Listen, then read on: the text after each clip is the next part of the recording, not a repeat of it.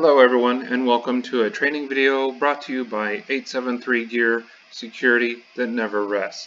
Today we're going to be looking at using IP tables to filter incoming malicious traffic.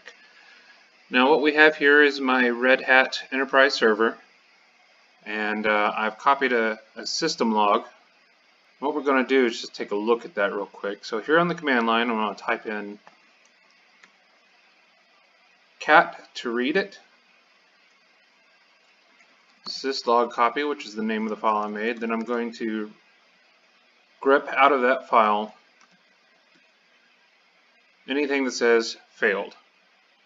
What we're going to get is a whole big long list of places where people have tried to log into my server using various protocols and have been rejected. You'll notice the 185.234.218.120, and when I look up this information via another tool, I find out that the server running at this IP address and this IP address are known to be compromised servers.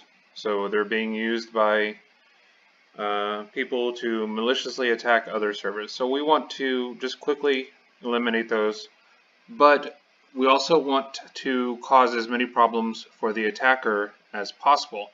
Some filters will just use the reject protocol, which will tell the attacker that there is a server running at your IP address, but it's rejecting the message traffic. What we want to use is IP tables' ability to drop communication, so it looks like your server has disappeared. Easiest way to do this, tell the super user to modify IP tables. We're going to look for incoming traffic, which is TAC capital I input, from TAC S. I want to type in the IP address of the compromised server that we're going to look at. There we go.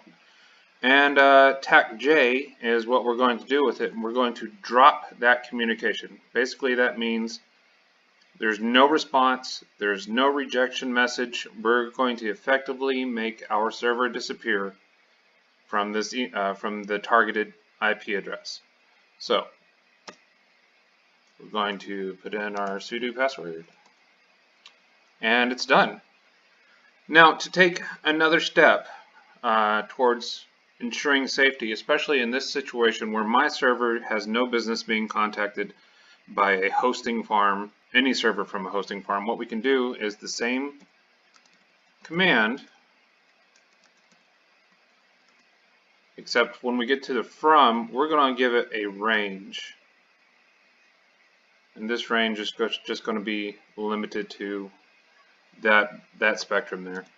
And then do the same thing, and IP tables will understand that no connections from this range are going to be accepted. They're all going to be dropped, and our server has disappeared from that entire hosting services IP address range.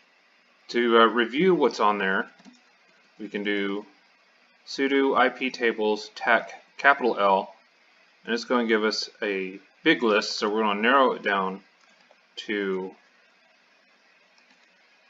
just what we want to see here. And there you can see our two IP table setups. The first one that we made to block this specific IP address, and then the second one we made here to block the entire range. That's going to wrap it up for this video. I really appreciate you stopping by. Be sure and click the subscribe button and then mash that little bell thing so you'll know every time I put up a new video. Until then, remember, security can never rest.